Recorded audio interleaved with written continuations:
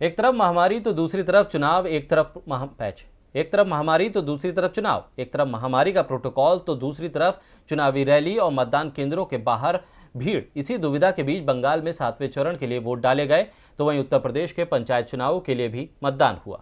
बंगाल के 7वें चरण के लिए वोट डाले गए हैं। इस फेज पे 36 सीटों पर मतदान होना था, लेकिन महामारी के कारण जंगीपुर और शमशेरगंज सीटों पर एक एक प्रत्याशी के निधन हो जाने के बाद अब 34 सीटों पर चुनाव हो रहे हैं। यहाँ कुल 268 प्रत्याशी मैदान में हैं, जिसमें 37 महिलाएं शामिल हैं।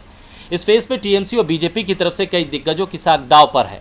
इस पे टीएमसी की तरफ से सोवनदेव चट्टोपाध्याय, अभिनेत्री सयोनी घोष, तो मार्क्सवादी कम्युनिस्ट पार्टी से आयशी घोष, जबकि बीजेपी की तरफ से तापस रॉय, अशोक कुमार लाहिडिया, फैशन डिजाइनर अग्निमित्रा पॉल जैसे नाम मैदान में हैं। जिन 34 सीटों पर आज मतदान हुआ वो 5 जिलों में फैली हैं, जिसमें दक्षिण दिनाजपुर और मालदा जिले की 6, मुर्शिदाबाद की 9, कोलकाता की 4 और वर्धमान की 9 विधानसभा सीटें शामिल हैं। वहीं मतदान के दौरान पश्चिम बंगाल की मुख्यमंत्री ममता बनर्जी ने एक बार फिर चुनाव आयोग पर जमकर निशाना साधा। मद्रास हाईकोर्ट के फैसले का स्वागत करते हुए ममता बनर्जी ने कहा, मद्रास हाईकोर्ट के निर्देश का मैं स्वागत करती हूँ। क्या 8 चरण में चुनाव लोगों की हत्या कराने के लिए नहीं है? उन्होंने कहा कि सेंट्रल फोर्स खराब नहीं है।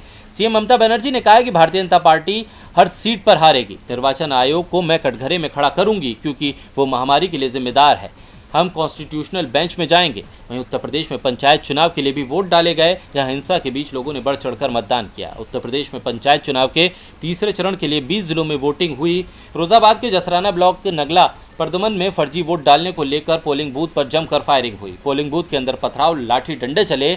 यहां तक कि पोलिंग बूथ 132 पर तोड़फोड़ कर मतपेटियों को लूटने की कोशिश हुई। रायबरेली के लोरिकपुर में प्रधान प्रत्याशी की मौत के बाद चुनाव स्थगित कर दिया गया। माखी में प्रधान प्रत्याशी के बेटे को मारने का मामला भी सामने आया। डीबी लाइव की रिपोर्ट।